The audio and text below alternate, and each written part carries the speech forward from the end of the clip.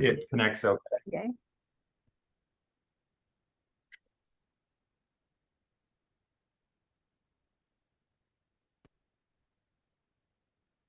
Okay, we are here. Welcome to this first webinar of this series of webinar I thought to organize for you. And my first guest is Dr. Chris Kenobi. He's an American doctor, and Chris Kenobi is an ophthalmologist and oculist, and he has his foundation, the Ancestral Foundation, and he wrote books. And I appreciate very, very much his last book. Is this one, and I posted it on all my social media, and I hope really that we'll have to have it in Italian in a very, very so near future. But excuse me, we are a little bit late. We had some technical problems. It was my fault. And I welcome my guest, Dr. Kenobi. Hi, Chris. Hi, Dr. Christina. Thank you so much for having me on your show. I appreciate it very much. Thank you. Which time is it now in America where you live? Oh, so we're 8 hours behind you. I'm in Denver, Colorado. In Denver, okay. It's Yes. 8 hours. Yes, it's a lot of time. Okay. Yes. Chris, you are still working in the hospital, or you're working on the outside? What's your activity now? Yeah, so I left practice 8 years ago, back in 2015, when I felt that my hypothesis that processed foods and vegetable oils would potentially be the major drivers of age-related macular degeneration. And so I left practice to pursue that full time, and our research supported that hypothesis in every single country. We examined 25 countries' data, and the research supported that hypothesis. So I published a paper and published a book and started a nonprofit foundation, and really never looked back. I never intended to return to ophthalmology practice. And I'm really glad that I made that decision, because I love my work. And what I do now is connect processed foods, and particularly vegetable oils, as you know, to virtually all of the chronic diseases: coronary heart disease, cancers, diabetes, metabolic syndrome, type 2 diabetes, Alzheimer's disease, dementia, age-related macular degeneration, and the autoimmune diseases, and overweight and obesity. I don't think I mentioned that, but that's where I've spent the most of the last 5 years, is working on that data and that evidence, really. It's really great, because I'm following you for a couple of years, and many of yours saw speech in YouTube, and I was fascinated. And I'm diffusing information about vegetable oils in Italy, but it's not so easy. But I think you have the same difficulties in America, don't you, Chris? In terms of what? In terms of what, Christina? I didn't understand. That the difficulties in what? Yeah, in spread this information, because the guidelines they condemn saturated fats, and they push vegetable oils, and it's really terrible, because we have so nutritional guidelines, they are embarrassing, really, and no, I'm so really glad to have you here.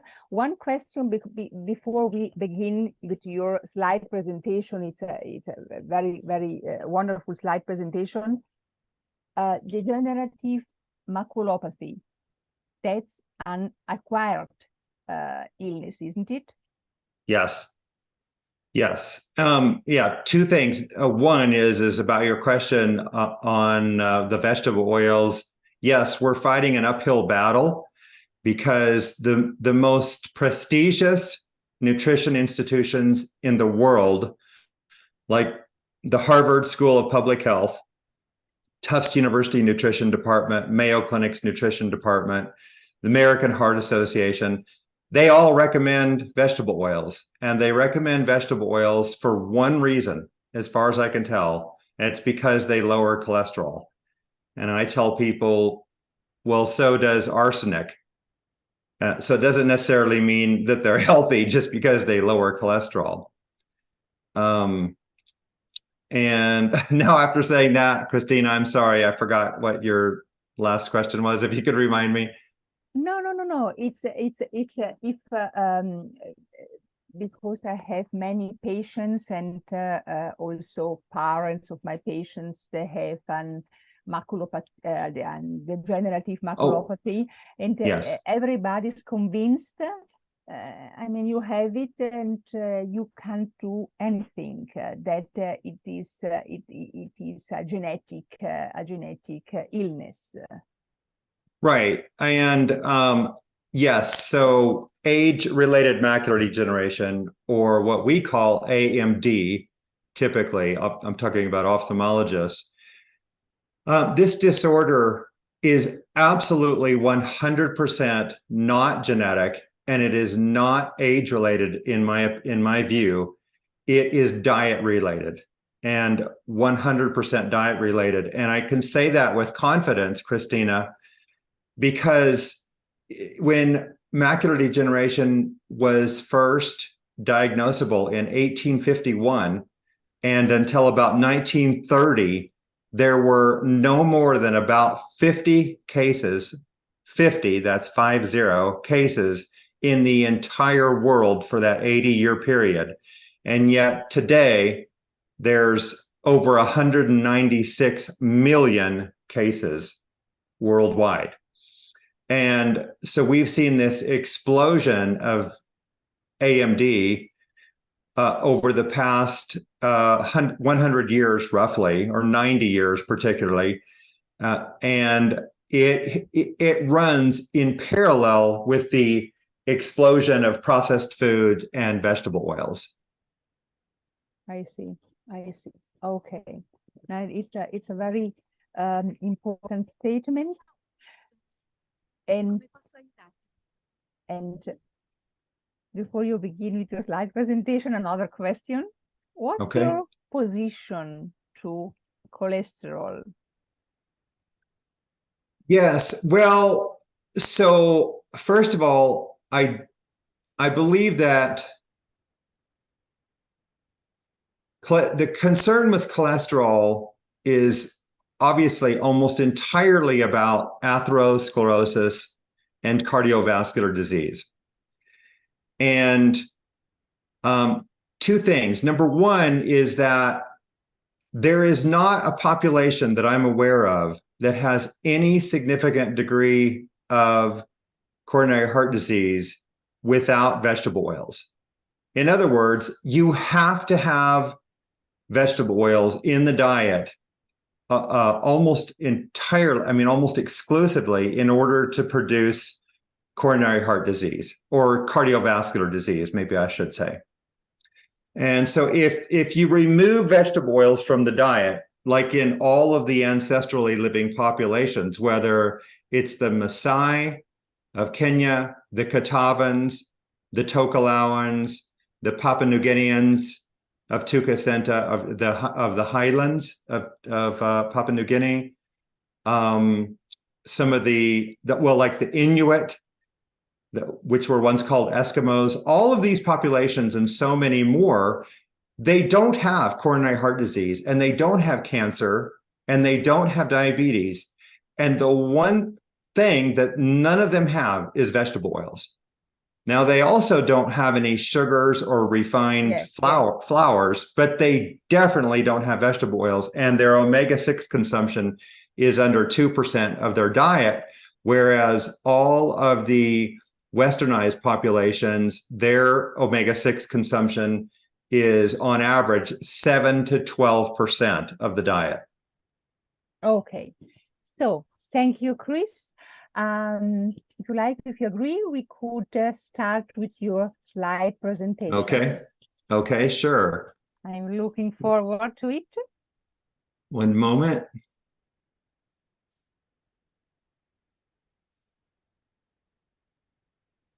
Okay. Now that's just the opening slide. Can you see that one okay? Yeah. Okay. Wonderful. Okay. So I'm going to move on. Let's see. So in the United States, 6 in 10 people already have one chronic disease, like coronary heart disease, cancer, diabetes, metabolic disease, Alzheimer's, macular degeneration, and so on. And 4 out of 10 people in the US have 2 or more of these diseases. So as you can see here, well, this is in English, of course, but 6 in 10 people have one of these diseases. And you can see the list there at the bottom: heart disease, cancer, lung disease, stroke, Alzheimer's, diabetes, chronic kidney disease. And I'm going to skip through a number of these because of the time constraints. So I'm going to go to this and just say that today we have a very sick planet. We have an extraordinary number of chronic diseases. And for example, in the United States, there is a 30% chance that a person will die of coronary heart disease prematurely. And there's also I'm sorry, I should have said a 1/3 chance.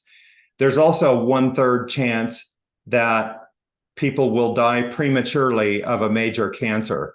And then that's 2/3 of the population, and most of the rest of the that other third will develop some other chronic disease like diabetes, Alzheimer's disease, an autoimmune disease, macular degeneration, something like that, that will plague them for decades and may also cause them to die prematurely.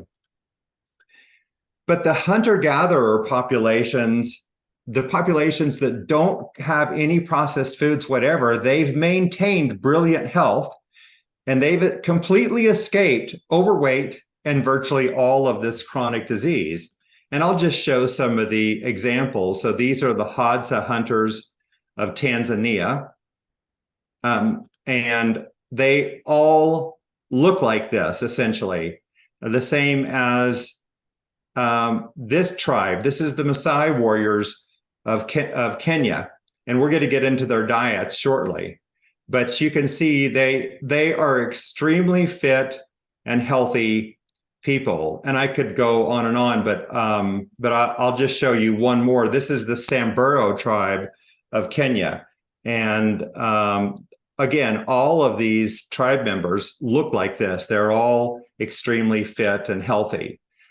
So should I just continue on, Christina? Yeah, of course. Okay. So in case people don't know about him, I want to briefly present Dr. Weston A. Price. Weston Price was a highly accomplished scientist, researcher, and dentist who in the 1930s traveled the world and evaluated people on 5 continents, 14 nations, hundreds of tribes and villages, and thousands upon thousands of people as they transitioned from native traditional diets to westernized diets. And what Price found on 5 continents was people that looked like this while consuming their native traditional diets. They were fantastically healthy, fit, vibrant people who had brilliantly straight, natural teeth without cavities, more than 99%. of their teeth had not been affected by cavities typically, and they had no dentists. They also had no toothbrushes, toothpaste, or floss. They just naturally had teeth and faces that looked like this. Here's one more example. And then, but Price discovered that wherever these populations began to consume what he called the displacing foods of modern commerce, and I'll define those momentarily, they began to develop dental decay. Was one of the very first things that happened to them. Like these two ladies on the left, consuming a westernized diet, they developed this severe dental decay, abscesses of their teeth, loss of teeth, and in the youngsters, misdirected teeth, crooked teeth, whereas those like this young lady on the far right who maintained their traditional diets continued to have beautiful, healthy, straight teeth. So these are typical examples of people consuming westernized diets, which means they were consuming processed foods. Look at the severe loss of teeth, dental decay, and these were so severe that they even led to suicidal ideation. In other words, people considering suicide because they were in such chronic pain. Again, remember that these people had no dentists whatsoever. But the westernized diets also led to physical deformity and crippling physical deformity, what we would call birth defects. But it wasn't just bad luck. It was because these children and or their parents were consuming the processed foods. These processed foods also resulted, Dr. Price found, in arthritis, lots of cancers that didn't previously exist in the people on their native traditional diets. And they also developed a loss of immunity to infectious diseases like tuberculosis. So Weston Price connected these, oops, I'm going to just reframe this. He connected these diseases to, again, what he called the displacing foods of modern commerce. And Price defined those foods as refined white flour, refined and added sugars, canned goods, sweets, confectionery, and vegetable fats, which is his term for vegetable oils. So these are the foods that were so dangerous. And Price sent back thousands and thousands of samples of these native traditional foods and had them analyzed in his labs. And what he found was that the traditional foods contain 10 times as many fat-soluble vitamins, which is A, D, and K2 primarily. Traditional foods contained 4 times as many water-soluble vitamins, which is all the B vitamins and C. And these foods, natural foods, contained 1.5 to 60 times more minerals than did the American diets of the 1930s. So we obviously have far more processed foods today than we did in the 1930s, right? Everyone knows this. But I will just say that Price's work in the 1930s was really just the beginning of what, the devastation that we see today due to processed foods. So I'm going to take you through 200 years of medical history just very quickly, but we're going to start with what's happened in the United States. And now many authors and researchers have presented it this way: the fact that the entire world is becoming more overweight, more obese, and there's been a lot of blame on the US dietary guidelines back in 1980, where this red arrow is, because the whole world seems to have gotten more and more overweight and obese since then. But I'm going to tell you that this problem didn't begin in 1980. It began in about 1865, and I'll come back to that in a moment. But I want to show you just very simply, this is a timeline for heart disease, coronary heart disease in the United States. And I want to tell you first that in the 19th century, between 1800 and 1900, there was only 8 papers on myocardial infarction, heart attack, 8 for the entire century. There's probably been 8 papers published relating to coronary heart disease since we started this podcast. That's how common it is today. So heart attack and coronary heart disease was just virtually unknown in the 19th century. In fact, in 1912, the first heart attack was documented by James Herrick in the United States, the very first heart attack. In the 1930s, coronary heart disease became the leading cause of death. But think about it, it was virtually unknown in 1910. And then in 2010, coronary heart disease, it takes 32% of all lives in the United States. So again, about 1 in 3 people. This is the timeline for cancer deaths in the United States. So we know that in 1811, only 1 in 188 people died of coronary heart disease. That increased to 1 in 17 people by 1900 and 1 in 3 people by 2010. So that's a 62-fold increase in cancer deaths in 200 years. Let's move on to type 2 diabetes. So we know that in the United States, in 1890, diabetes prevalence was only 0.0028%.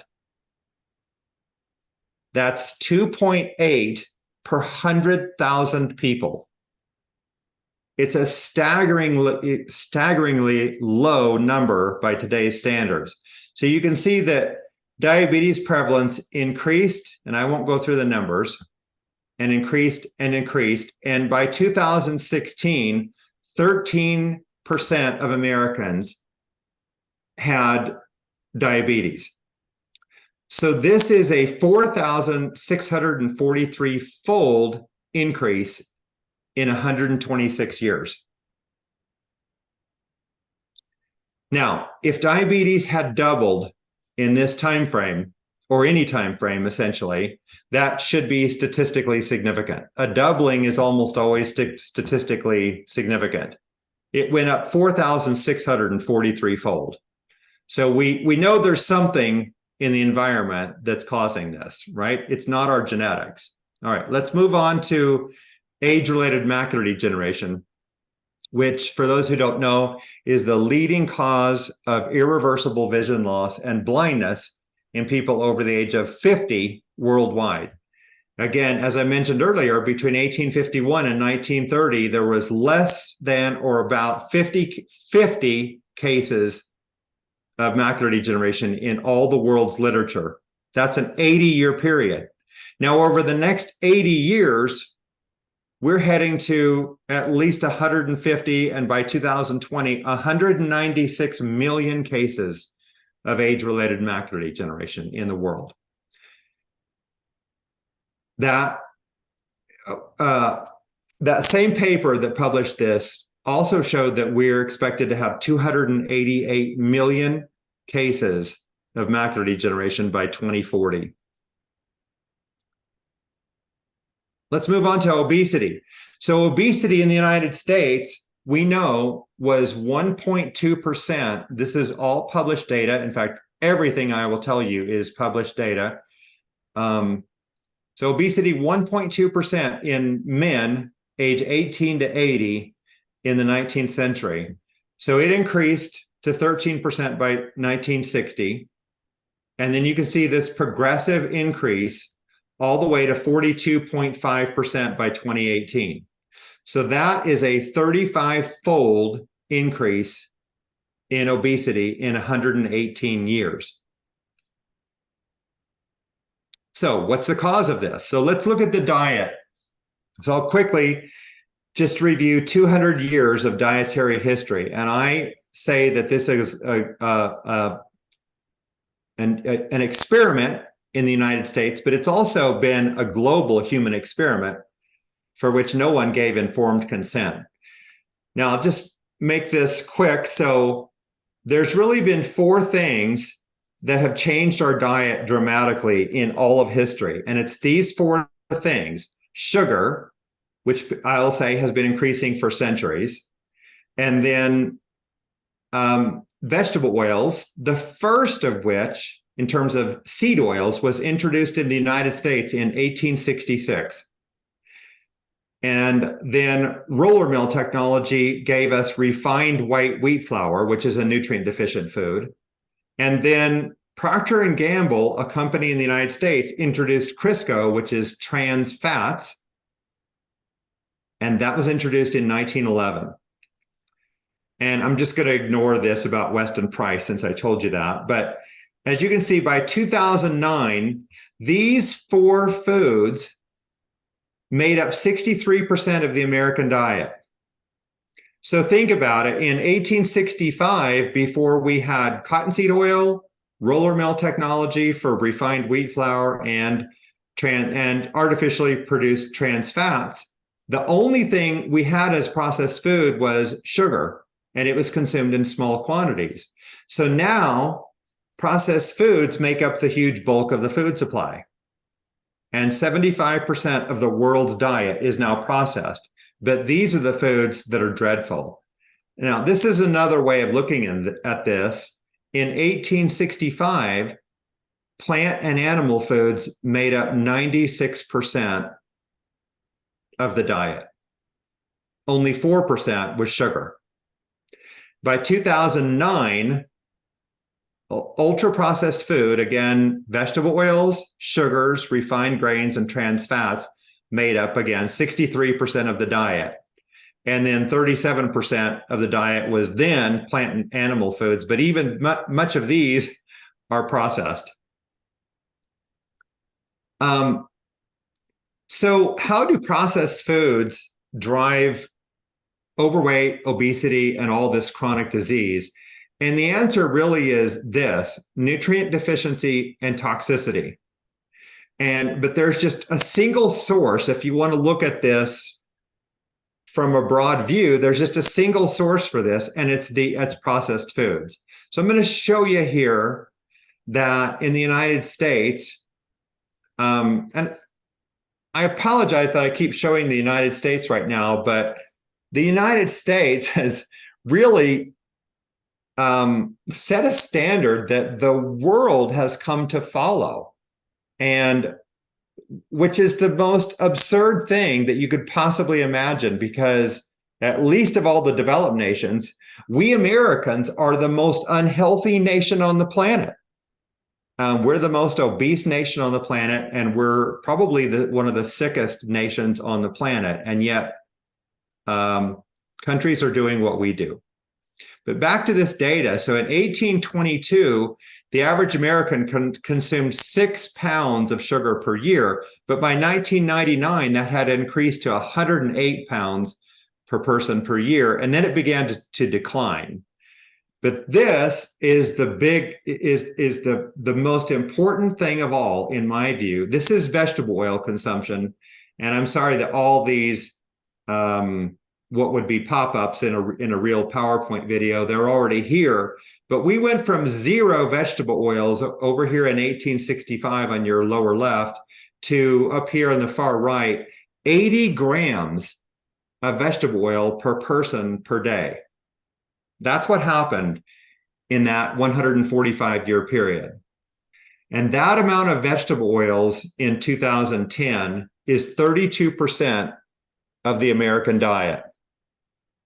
Now you can reduce this somewhat based on losses, but probably a very accurate consumption would be around 24% of the diet is actually consumed. But we know that some people are consuming very little, and some people are probably consuming 30 to 40% of their diet as vegetable oils. In 1900, though, back when we were phenomenally healthy and we didn't have coronary heart disease or Alzheimer's and cancer was very unusual, 99% of the added fats in the diet came from animal fat. But by 2005, 86% of added fats in the diet came from vegetable oils. So in other words, what happened is that we replaced lard, butter, and beef tallow with vegetable oils. And that's what the entire world is doing. Now, I mentioned back here that the diet people have blamed this on the dietary guidelines when we were told in 1980 in America to go low fat, which we did. We started dropping our fat consumption. We went from about 41% down to around 33% fat in our diet. But look at this. Even though we were consuming less fat, we were consuming much more of our fat from vegetable oils. It has continued to climb all the way to the end of the data, which is 2010. And since then, I have other data that shows it's approximately flat. All right, so here's what processed foods are. They're really four things: refined added sugars, refined flours, the highly polyunsaturated vegetable oils, which we might just call seed oils, and then the artificially produced trans fats. These are the things that I'm going to suggest we remove from our diet. And so, but here's how I view these as being problematic. The sugars and refined flours, in my view, are primarily nutrient deficient. That's their main problem. I'm not saying it's the only potential problem, but that's the main problem. Whereas the vegetable oils, because of the high omega-6 content and other considerations I'll come to, the vegetable oils in our bodies are pro-oxidative, pro-inflammatory, directly toxic through what are called advanced lipid oxidation end products, and they're nutrient deficient because they don't have vitamins A, D, and K2 like you would get in the natural animal fats like lard, butter, and beef tallow. So this is the perfect recipe to produce metabolic disease and physical degeneration. So now there's no doubt that the major nutrition institutions, as we talked about in the introduction, all of these organizations strongly recommend vegetable oils. And again, Harvard, American Heart Association, and so on. They all recommend vegetable oils. Again, as I said, for one reason, because they lower cholesterol. But here's the vegetable oils that, which really, these are all what we would mostly call seed oils, but they have lots of different names that are euphemisms, and meaning they try to make them sound healthy. Like the latest one is plant oils. But this is the list that I would consider to be the worst of the worst, because they're highly polyunsaturated, meaning they have a very high omega-6 value. And these most dangerous oils, in my view, are soybean, corn, canola, cottonseed, rapeseed, grapeseed, sunflower, safflower, and rice bran. So these are the really dangerous ones in my view. And the reason that they're so dangerous is this. And this is a graph of the omega-6 fat consumption in the United States. And you can see back in 1865 over here on the lower left that we only consumed 1.1% of our diet as omega-6. And that increased to 2.23% by 1909, because by then we had soybean oil and cottonseed oil. And that continued to increase to 7.21% of the diet by 1999. And then progressively to 11.8% of the diet in 2008. So we went from 2.4 grams of omega-6 fat in our diet in 1865 on average to 29 grams of omega-6 fat in our diet in 2008. That is a recipe for disaster. Again, because of the metabolic dangers. Why is this so problematic? Well, the omega-6 fat accumulates in our bodies, it accumulates in our body fat. And you can see that in the United States in 1959, 9.1% of the diet was of the body fat was omega-6 linoleic acid. And by 2008, you can see that it progressively increased to 21.5% of the body fat of Americans was omega-6 linoleic acid, or LA. Right? So this is where, again, where this is proof that the omega-6s accumulate in our bodies and set us up for danger. So I call these oils, these seed oils, chronic metabolic biological poisons. But this is what I call the devil's triad: the sugars, refined flours, and the vegetable oils. And the artificially produced trans fats are not only in the vegetable oils, but they can only be produced from the vegetable oils.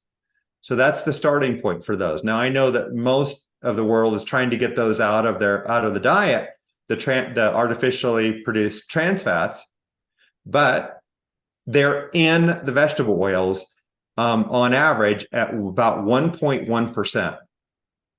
So let's look at some evidence on what's happened with vegetable oils. So this is our published data that came out in 2017. And you can see here the vegetable oil consumption between 1900 and the graph ends at 2020.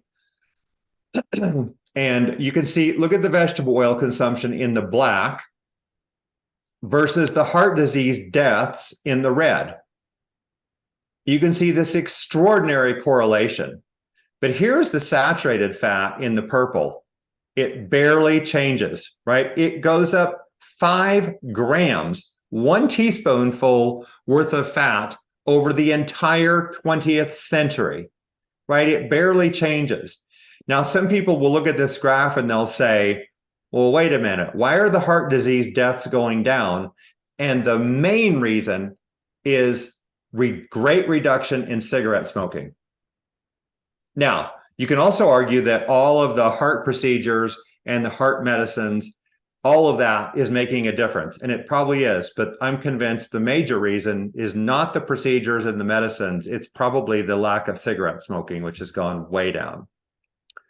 So next, we're going to look at, this is vegetable oil in the United States versus adult obesity. And you can see here back in 1900 over here on the left, that obesity was 1.2%, but the vegetable oils consumption was 1 gram. Now, everybody thinks that Americans, or we think anyway, that we were pretty lean in 1961, but obesity was 13.4%. In other words, it had already risen 11-fold between 1900 and 1961. All right, obesity continued to rise all the way to 42.5% by 2018. But look at this incredible correlation with the vegetable oils that you see in blue here. Now, so next I'm going to show you obesity versus vegetable oils and sugar. Christina, is my pace okay? Yeah, it's wonderful. Okay, great. Okay, so thank you. So this is everyone, this is obesity versus sugars in the green, and here's obesity in the red versus the vegetable oils, which are again in the blue. And you can see, I hope you can see right away that there's an incredible disconnect or poor correlation between obesity and sugar, right? Again, you see this strong correlation to the vegetable oils, but look how high sugar is, even in 1900. It's, you can see it was already approaching about 260 calories per day. And you can see here by the well, it's partly cut off, but by about 1935, Americans were already consuming actually around 22% of the diet as sugar. But look, obesity was probably about 3% in 1935. So you can see that between 1935 actually, I know these numbers by heart. In 1935, sugar consumption was 440 calories per day, and obesity was about 3 or 4%. All right. But by 2016, over here at the end of the graph, sugar consumption was 526 calories a day. In other words, it had gone up 86 calories from the 1935 level, but obesity had gone from about 3% to 42.5%. So it makes no sense. Sugar consumption went up 1.5% of the diet became more sugar, or 86 calories during this period. So there's a striking correlation to vegetable oils, but almost no correlation, even negative, to the sugar. So you can see sugar on the decline since about 1999 or 2004. Somewhere in here, sugar began to decline while obesity goes through the roof. And you can see that here, that in the United States, again, between the obesity was 30.5% in 1999. It climbed to 42.4% by 2018. I'm sorry, that should be 42.5%, I believe, by 2018. But while the sugar is on the decline, right? But the one thing that's still high and still climbing a little bit, vegetable oil, which is true for most of the world. So there's a number of populations around the world that are healthy and have almost no coronary heart disease or cancer or obesity or diabetes or macular degeneration. These are some of them. And I won't name these right now, but I'm going to show you 3 of these populations if we have time. And Christina, you can tell me if we're cut short on time. No, we're okay. Okay, very okay. Okay. So, ladies and gentlemen, this is the Maasai tribe of Kenya and Tanzania, and you probably all know where that is. Americans probably don't know, but anyway. So they were studied by George Mann and colleagues back in 1972, and their diet is milk, meat, and blood from the cattle they herd. And between the ages of about 14 and 34, that's all they're allowed to eat is milk, meat, and blood. After that, they consume tiny amounts of vegetables or fruits. It's mostly some vegetable matter, but very small amounts. Their diet was 3,000 calories a day, 66% animal fat, and that is 40 to 46% saturated animal fat. This is the highest animal fat diet and highest saturated animal fat diet in the world. There's been no other documentation of anyone that consumes more saturated animal fat. And yet, the Maasai have virtually no heart disease. George Mann's study in 1972 showed that out of 350 EKGs on men and 50 autopsies, they had one possible silent silent heart attack in the entire group. So they have almost no heart disease. Again, 66% animal fat diet, but they have no vegetable oils, right? And now I'm going to contrast that to we Americans. This is what happens to people that consume a 24 to 32% vegetable oil diet commonly, because 42.5% of us are now obese, right? And I'm not making fun here. These people are victims of the food supply.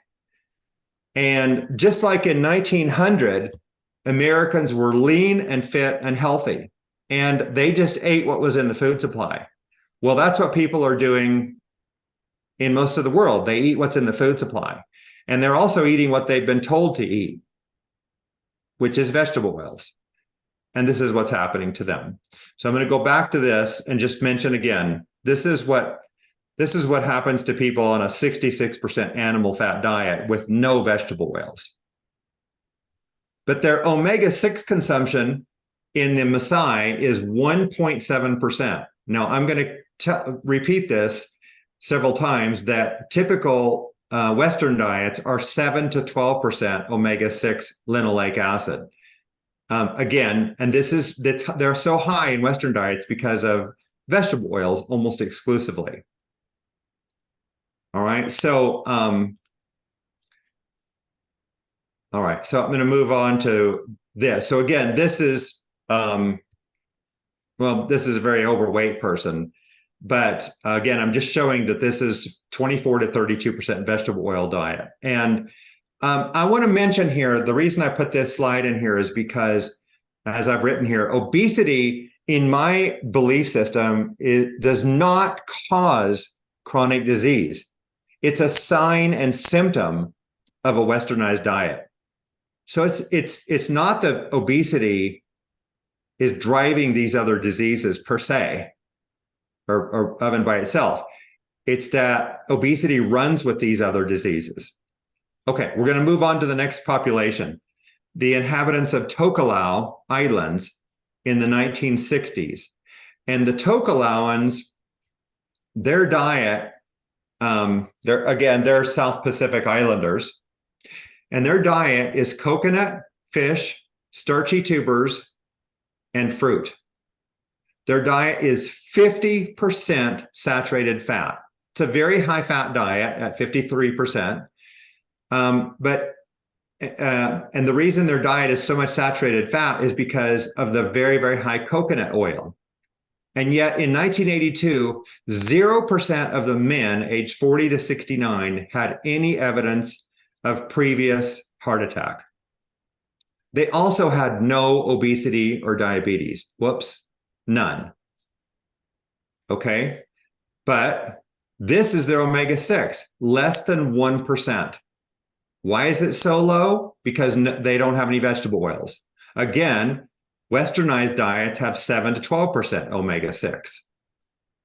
I'm going to show you a picture of these Tokelauans taken in 1966 when they were being resettled to New Zealand because of presumed or supposed overcrowding in Tokelau. Look how fit and healthy these people are. Today, 63.4% of Tokelauans in the year 2020 are obese. Obese. And if you've added in the overweight, I think it gets up around 90% of them are overweight and or obese. So this is how they looked. Look how fit they were. And this is what happened to them within a period of about 40 years. Okay, let's move on. One more population, the Papua New Guineans of Tucacenta. And the Papua New Guineans of Tucacenta are highlanders. They live at a very high altitude, 6,500 to 8,000 feet. Oops, I'm sorry, I don't know the translation in meters right off the top of my head, but they live at high altitude. Sweet potatoes account for more than 90% of their calories. They occasionally would feast on pork and very rarely on chicken. Their diet was 94.6% carbohydrate, 3% fat, and 2.4% protein. This is the lowest fat and the lowest protein diet I've ever seen anywhere in the world. I don't think you could make it any lower in fat or protein. And yet, Professors Sinnott and White from Australia, who are very prestigious academics, in a 4-year study of these Papua New Guineans, they said that they wrote this in their scientific papers. Population was lean, physically fit, and in good nutritional state. Absence of obesity and hypertension. No diabetes or gout. Ischemic heart disease was rare, if not absent. And they had no macular degeneration. None. What was their omega-6 consumption? 0.6%. So this is the lowest omega-6 diet that I'm aware of in the world. That is a natural diet in a population. Again, and I keep saying this, but the westernized diet's 7 to 12% omega-6, again, because of seed oils. So if we look at these healthy traditional populations, and you can keep looking at them, and like I've done all over the world, the things that they have in common is that they don't have any refined sugar, refined wheat, processed foods, and they certainly don't have vegetable oils. And remember, vegetable oils are a product of the Industrial Revolution. So without industry, no one has vegetable oils. So the omega-6, it's only about 0.6 to 1.7% of the diet in healthy traditional populations. Again, I think this is the last time I'll say this to you. It's 7 to 12% omega-6 in Western diets. Okay, so I'm going to wrap up here. So in conclusion, this is my view. The processed foods are at the base of this mushroom cloud of overweight, obesity, and all of this chronic disease, heart disease, cancers, diabetes, and so on, right? And the vegetable oils are killing us, and they're hidden everywhere. People don't see the vegetable oils. You can't see them in the food. So this platter of food, which is so typical of what Americans eat in fast food restaurants, is this kind of food. This platter, I tried to calculate, contains about 75 grams of omega-6 fat. The optimal amount of omega-6 fat in the diet is 2.2 to 5 grams per day. So in other words, the omega-6 fat in this processed food should be consumed over a period of 15 to 30 days.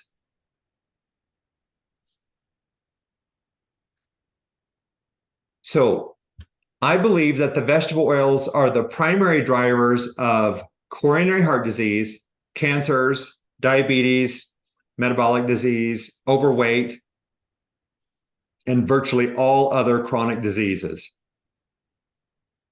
Obesity, diabetes, and metabolic syndrome have severely escalated, while sugar, carbohydrates, and even total calories have all declined in 5 different nations. And I couldn't show you all that data today, but that's what's happened. We're seeing total calories and carbohydrates and sugar on the decline in various countries, while obesity and diabetes go through the roof. But the one thing that's always going up is the vegetable oils. So I believe that vegetable oils and high omega-6 diets likely account for about 90% of obesity, and I believe about 99% of diabetes and metabolic syndrome. I think it's very, very difficult to produce diabetes in most of the world without vegetable oils. Now, I cannot be sure about that. And the problem is that sugars and vegetable oils do tend to run together. But the evidence seems pretty clear to me that the sugar consumption can be really quite high, like it was in Americans, without hardly any diabetes at all.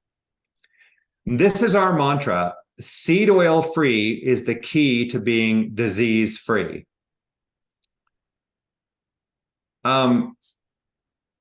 Just so people know, this is my latest book. I say our because my co-author is Suzanne Alexander, who worked with me on this for more than 2 years. But this was a book that's about 12 years in the making, really, although 3 years in research and writing. I would not be promoting this book if I profited from it, quite frankly, but 100% of our royalties benefit our nonprofit organizations, Ancestral Health Foundation and Cure AMD Foundation. I do not profit from these organizations. I work in this field to try to reach people to prevent all this disease and suffering. So again, here's our foundations: Cure AMD Foundation, which is of course related to age-related macular degeneration, and Ancestral Health Foundation. We do not have a website for this foundation yet, but that will be coming soon. And so that's the end of the presentation. So I'll stop the share, and I hope the speed was okay. Thank you. It's wonderful. It was very, very okay, and I think you gave us a very exact excursus about omega-6 oils and the role of omega-6 oils in the pathophysiology of most of our chronic disease so far of our time. You said something, and I had to smile because you told us that we Americans, you said, we are the sickest land in the world, and everyone are doing what we are doing. It is so. We have a huge problem in Europe. I was in Sheffield in UK in May, and I see so a massive obese grade of the people as I've seen in New Orleans. I used to come to America very often when I worked at a hospital, and we in Italy we have the most obese children from whole Europe. It's really sad. And it's very stupid what moms and grannies are giving them, are feeding them.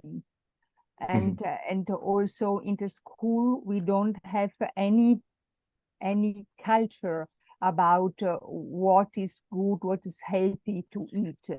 And I think what I'm expecting is in the next 10 till 15 years that we will have an explosion of diabetes, insulin resistance, cancer, and so on. And I'm very preoccupied, really. I would say, if you agree, Chris, that if my fellowship, if they have